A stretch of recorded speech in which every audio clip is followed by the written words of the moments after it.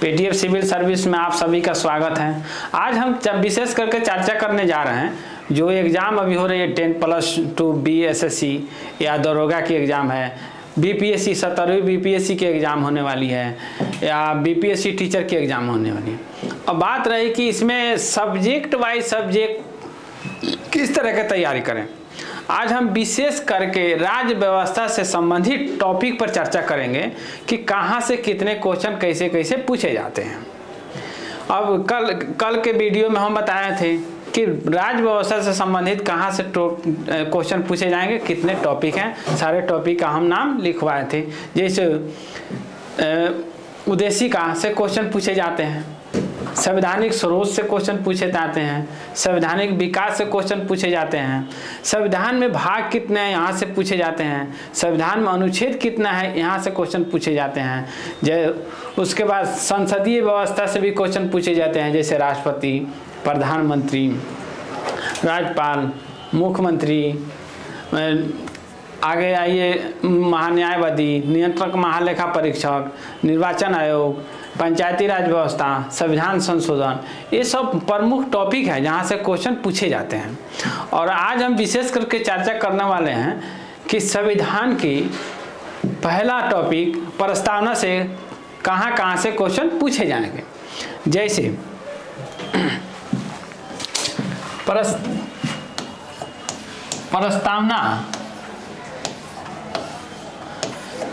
प्रस्तावना से क्वेश्चन ये पूछे जाते हैं कि प्रस्तावना पेश किसने किया था और किन की सोच थी। तो जवाहरलाल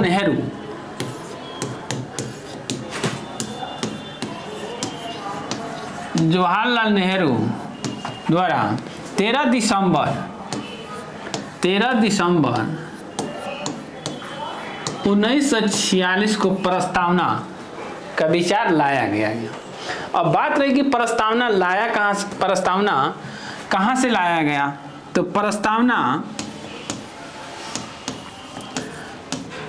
प्रस्तावना अमेरिका से लिया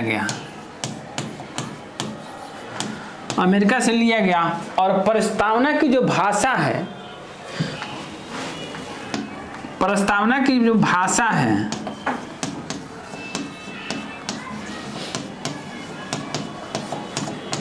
ये ऑस्ट्रेलिया के संविधान से लिया गया है। ऑस्ट्रेलिया के संविधान से लिया गया, यहाँ से क्वेश्चन पूछे जाते हैं। यानी प्रस्तावना किस देश से लिया गया है, तो अमेरिका से लिया गया है। प्रस्तावना की भाषा किस देश से लिया गया है, तो ऑस्ट्रेलिया से लिया गया है। अब रही बात कि 13 दिसंबर को 1946 को जवाहरलाल नेहरू द्वारा प्रस्तावना को पेश किया गया संविधान सभा में। कई दिनों के चर्चा के उपरांत 22 जनवरी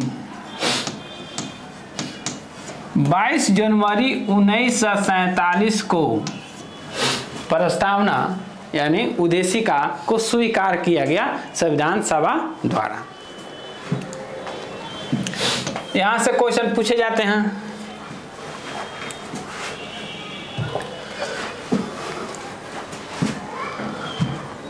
अब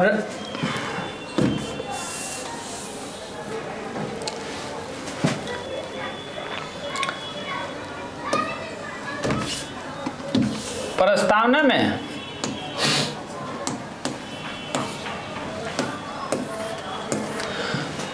कहा गया कि हम भारत के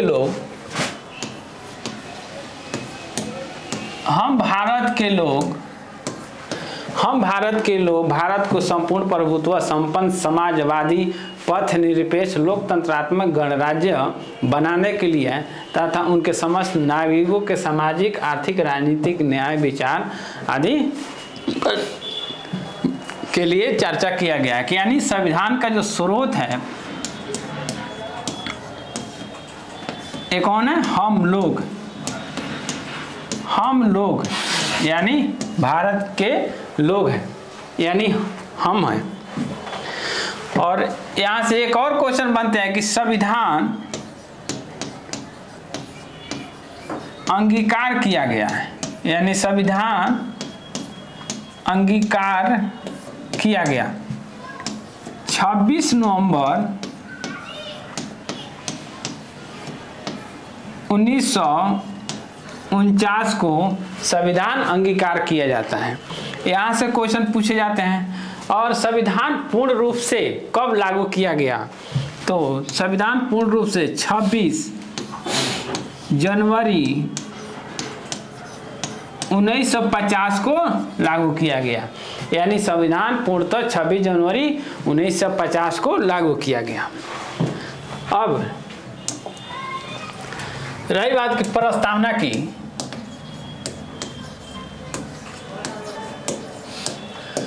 तो प्रस्तावना से संबंधित पहला मामला 1960 में उत्पन्न होता है बेरूबाड़ी संघ के मामला। तो बेरूबाड़ी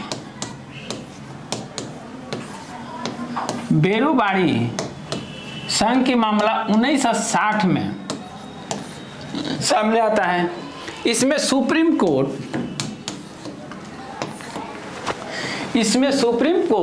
स्पष्ट कहता है कि प्रस्तावना संविधान का भाग है, लेकिन संसद इसमें संशोधन नहीं कर सकती है।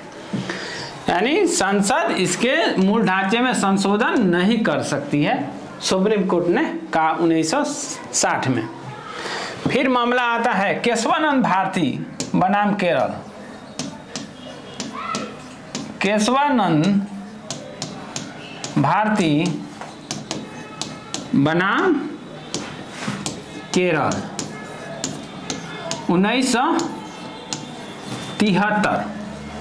1973 में सुप्रीम कोर्ट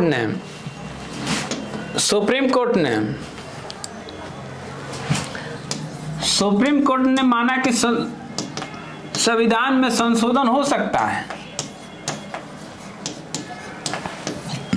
केशवानंद भारती बनाम केरल 1973 में मामला आया, तो इसमें सुप्रीम कोर्ट ने कहा कि संविधान में संशोधन हो सकता है, लेकिन प्रस्तावना के मूल ढांचे में संशोधन नहीं हो सकता है।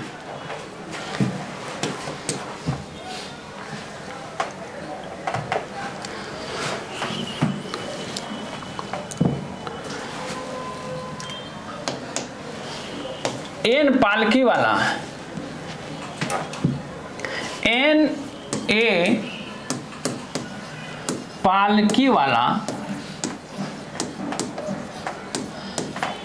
पालकीवाला ने प्रस्तावना को क्या कहा? यह एक परिचय पत्र है। एन पालकीवाला ने प्रस्तावना को क्या कहा? यह एक परिचय पत्र है। जैसे हम कोई सा बुक उठाते हैं तो उसमें पहला पृष्ठ में लिखा गया है कि कौन सा टॉपिक कितने पेज में है, सब चीज़ का अलग अलग चर्चा किया गया है।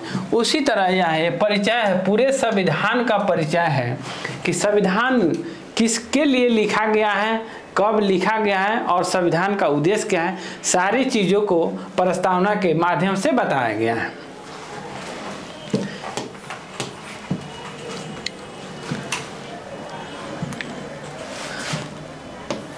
अलादी कृष्ण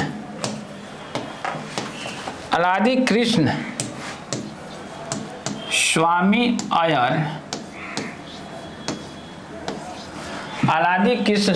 अय्यर ने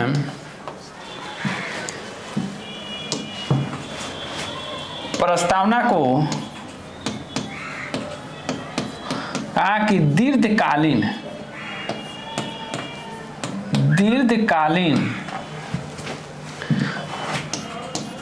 सपनों का विचार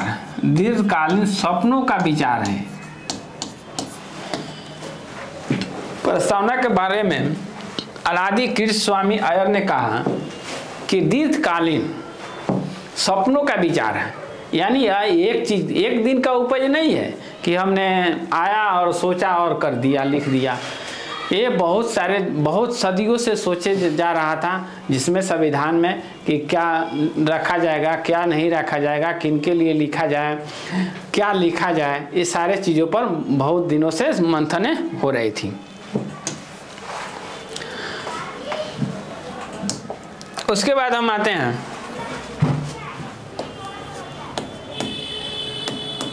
प्रस्तावना के विभिन्न अंग कितने हैं। इसमें सारे चीजों को अलग अलग बताया गया है, जैसे संविधान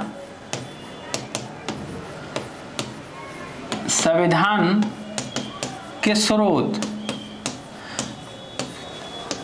संविधान लिखने का स्रोत यानी हम लिए, यानी संविधान सभा जब संविधान लिखा रहा था तो उसमें सारे प्रांत के लोगों को शामिल किया गया था, यानी हमारे लोग थे, यानी हम लोग। यहाँ इससे इसका अर्थ होता है हम लोग। संविधान का स्रोत है हम लोग। इसका स्वरूप क्या है, इसका स्वरूप पर चर्चा कर देंगे। इसका स्वरूप क्या है, इसका स्वरूप है संपूर्ण प्रभुत्व संपन्न, यानी संपूर्ण प्रभुत्व संपन्न, यानी हम संपूर्ण तरीके से, संपूर्ण रूप से, आंतरिक और बाह्य रूप से सक्षम हैं अपना निर्णय लेने में। हम किसी विदेशी देशों के द्वारा या किसी विशेष वर्गों के द्वारा थोपा गया निर्णय नहीं ले सकते हैं।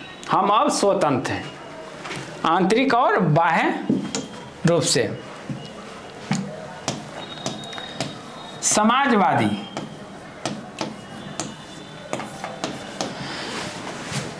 हमारे संविधान में समाजवादी शब्द का जो चर्चा किया गया है, जो प्रस्तावना में इसका वर्णन किया गया है कि समाजवादी होना चाहिए, यानी जो उत्पादन होता है हमारे देश में वह उत्पादन सामाजिक हित में उपयोग होना चाहिए, या नहीं कि एक वर्ग के हित में हो। यानी कोई जैसे कोई भूखा मर रहा है, किसी के पास उत्पादन का इतना ढेरों जमा हो गया कि वो सड़ रहा है, तो हमारा संविधान कहता है कि समाज के हित में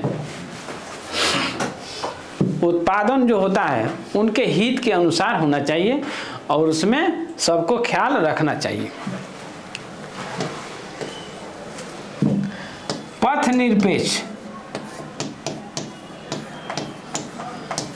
पथ निरपेक्ष की बात किया गया है। पथ निरपेक्षता,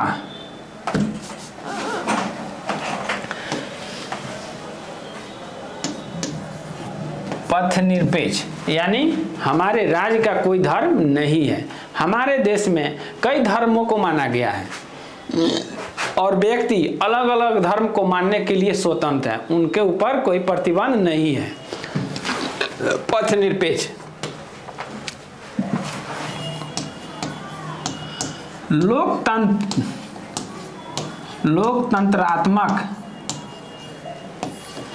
लोकतंत्रात्मक यानी लोग, जनता अपने मनपसंद शासन राजनीतिक सत्ता को चुन सकती है और उन्हें हटा सकती है। और जो राजनीतिक शासन व्यवस्था में जो लोग चुने जाते हैं वो लोगों के प्रति उत्तरदायी होते हैं, यानी लोग जनता के प्रति उत्तरदायी होते हैं।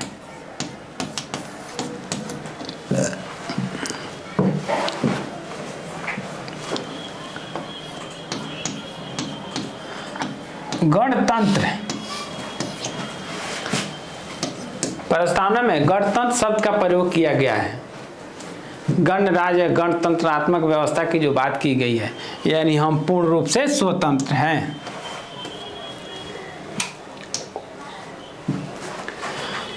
रही बात कि प्रस्तावना का उद्देश्य क्या है,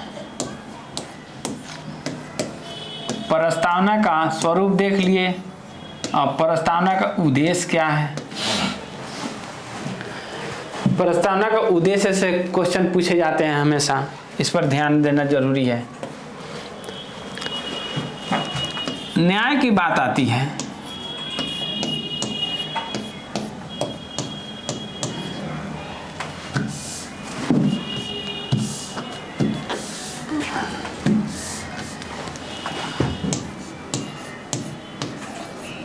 सामाजिक न्याय, राजनीतिक न्याय, राजनीतिक न्याय, आर्थिक न्याय। सामाजिक न्याय यानी समाज में जो लोग रहते हैं उनके बीच जाति, धर्म, वर्ग, लिंग के आधार पर किसी प्रकार के भेदभाव नहीं होना चाहिए। उन्हें एक सामाजिकता होना चाहिए कि सारे लोग एक जगह मिलजुल करके रहें। ये सामाजिक व्यवस्था को हमारे संविधान अपनाया है। राजनीतिक न्याय, राजनीतिक न्याय में कहा गया है कि वोट मताधिकार का प्रयोग किया गया है कि वयस्क मताधिकार का, संविधान में वयस्क मताधिकार का वर्णन किया गया है, जिसमें कहा गया है कि लोग राजनीतिक सतह पर इलेक्शन लड़ने के लिए मतलब वो अधिकारी हैं और वो राजनीतिक सतह में ऊंचे से ऊंचे पद पर पाने के लिए अधिकारी हैं। आर्थिक न्याय में कहा गया है कि उत्पादन का सही रूप से और सामान्य रूप से उसका वितरण होना चाहिए।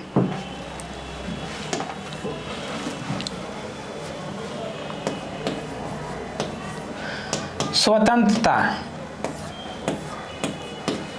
यानी हमें देश में कहीं जाने की भी स्वतंत्रता होनी चाहिए, हमें कुछ चीज़ों पर बोलने का स्वतंत्रता होना चाहिए। जैसे आर्टिकल 19 में वाक स्वतंत्रता की बात करते हैं, वो प्रस्तावना में इसका वर्णन किया गया है स्वतंत्रता की बात।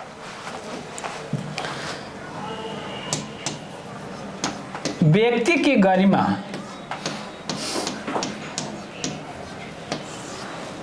यानी व्यक्ति की गरिमा होती है जो सम्मान, कहीं जाते हैं आप आते हैं आपको सम्मान मिलना चाहिए।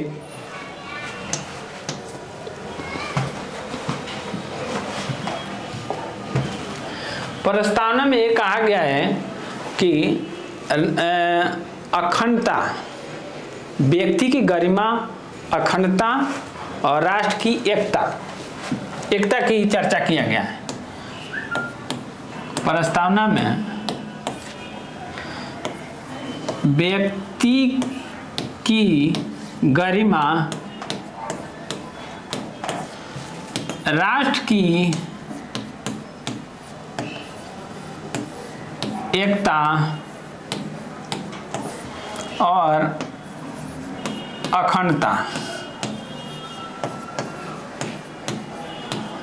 अखंडता की बात की गई। यानी राष्ट्र के सभी लोगों में एकता होना चाहिए, भाईचारे होना चाहिए, सभी में विचारधाराओं का मेल होना चाहिए। अब ये नहीं कि कोई व्यक्ति किसी धर्म को मानना है तो हम अपने विचार उन पर थोपें, ये सभी चीज़ें नहीं होना चाहिए। अखंडता की बात होती है, अखंड यानी भारत एक अखंड राज्य देश है और भारत कई भौगोलिक क्षेत्रों से जुड़ा हुआ है और इसे टूटना नहीं चाहिए। जैसे देखा जाए, जैसे साउथ भारत में देख चले जाइए, नॉर्थ भारत की बात करें या पूर्वी भारत में या पश्चिमी भारत में, तो ये सारे एक अखंड राज्य है और सबके बीच बंधुता की भावना होना चाहिए। यानी हमारे देश के सारे लोग एक भाई के समान हैं और हमें उनके साथ एक भाई के समान ही व्यवहार करना चाहिए। और